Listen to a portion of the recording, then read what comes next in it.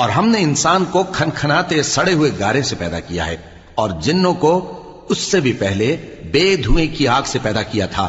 اور وہ وقت قابل ذکر ہے جب تمہارے پروردگار نے فرشتوں سے فرمایا تھا کہ میں کھنکھناتے سڑے ہوئے گارے سے بشر بنانے والا ہوں، بس جب میں اس کو درست کر لوں اور اس میں اپنی طرف سے روح پھونک دوں تو اس کے آگے سجدے میں گر پڑنا۔ چنانچہ فرشتے تو سب کے سب سجدے میں گر پڑے مگر شیطان کہ اس نے سجدہ کرنے والوں کے ساتھ ہونے سے انکار کیا۔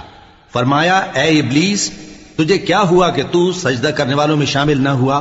اس نے کہا میں ایسا نہیں ہوں کہ انسان کو جس کو تو نے کھنکھناتے سڑے ہوئے گارے سے بنایا ہے سجدہ کروں۔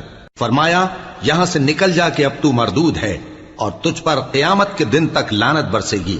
اس نے کہا کہ پروردگار مجھے اس دن تک مہلت دے جب لوگ مرنے کے بعد زندہ کیے جائیں گے۔ فرمایا اچھا، سو تجھے مہلت دی جاتی ہے وقت مقرر یعنی قیامت کے دن تک۔ اس نے کہا کہ پروردگار جیسا تو نے مجھے بھٹکا دیا ہے میں بھی زمین میں لوگوں کے لیے گناہوں کو آراستہ کر کے دکھاؤں گا اور سب کو بہکاؤں گا۔ ہاں ان میں جو تیرے خاص بندے ہیں ان پر میرا قابو چلنا مشکل ہے۔ فرمایا کہ مجھ تک پہنچنے کا یہی سیدھا رستہ ہے، جو میرے خاص بندے ہیں ان پر تجھے کچھ قدرت نہیں کہ ان کو گناہ میں ڈال سکے۔ ہاں بد راہوں میں سے جو تیرے پیچھے چل پڑے، اور ان سب کے وعدے کی جگہ جہنم ہے، اس کے 7 دروازے ہیں، ہر ایک دروازے کے لیے ان میں سے الگ الگ حصہ ہے۔